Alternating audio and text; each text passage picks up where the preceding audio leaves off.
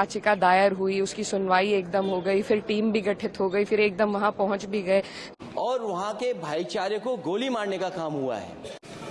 ये सोची समझी रणनीति के तहत वेल प्लान्ड। लोकसभा में आज अखिलेश यादव ने एक बार फिर से संभल के मुद्दे को जोर शोर से उठाया। अखिलेश यादव ने भी जिस तरह से मुद्दे को उठाया, उसके बाद बीजेपी के गिरिराज सिंह भी चिड़चिड़ा उठे। लेकिन आपको बताते हैं कि सपा प्रमुख अखिलेश यादव के साथ में उनकी ही सांसद इकरा हसन, जो कैराना से सांसद है, उन्होंने भी संभल की हिंसा को लेकर जबरदस्त प्रहार किया है, सरकार और प्रशासन पर सवाल खड़े किए हैं। इस बारे में क्या कहना है? जी देखिए, अगर हम भावनात्मक तौर से देखें तो वहाँ पर 5 लोगों की हत्या हुई है, जाने गई हैं, और जिस तरीके से लगातार वहाँ पर एक माहौल बना हुआ है, मुझे लगता है कि वो सबसे प्रेसिंग इशू है अभी।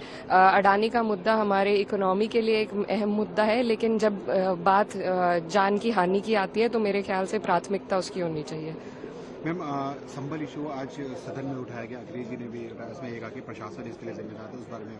बिल्कुल, प्रशासन जिस तरीके से सरकार के दिशा निर्देश के अनुसार उन्होंने काम किया है, ये उस तरीके से जो हमारा एडमिनिस्ट्रेशन है वो थर्ड बॉडी है और उन्हें पक्षपात के बिना काम करना चाहिए, ना कि किसी सरकार के हिसाब से उन्हें चलना चाहिए। और हमें लगता है कि हिंसा फैलाने में जो हाथ प्रशासन का रहा है उस पर सख्त कार्रवाई हो, और ऐसे संवेदनशील मुद्दे को लेकर एक सेंसिटिवाइजेशन होना चाहिए प्रशासन में। जिस तरीके से सुबह जब तक हमारी अपील्स की राइट एग्जॉस्ट ना हो, तब तक ऐसे किसी भी मुद्दे को इस तरीके से तेजी के साथ, किसी द्वेष भावना के साथ पूरा नहीं करने देना चाहिए। Thank you ma'am.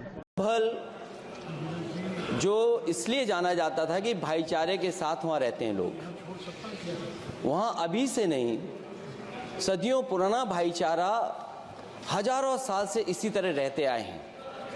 लेकिन अचानक ये जो घटना हुई है, ये सोची समझी रणनीति के तहत वेल प्लान्ड हुआ है और वहां के भाईचारे को गोली मारने का काम हुआ है।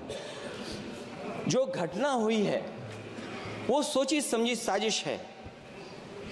वहां जो खुदाई की बात लगातार अध्यक्ष महोदय देश में कोने कोने पर भारतीय जनता पार्टी और उनके सहयोगी और समर्थक, शुभचिंतक बार बार खुदाई की जो बात कर रहे हैं अध्यक्ष महोदय, ये खुदाई जो है हमारे देश का सौहार्द, हमारे देश का भाईचारा, हमारे देश का गंगा जमनी तहजीब को खो देगा।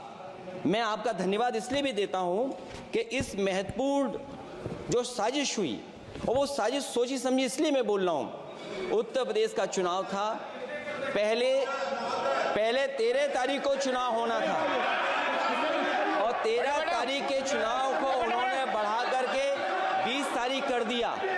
और इस जो घटना है मैं आपके सामने पढ़ना चाहता हूं।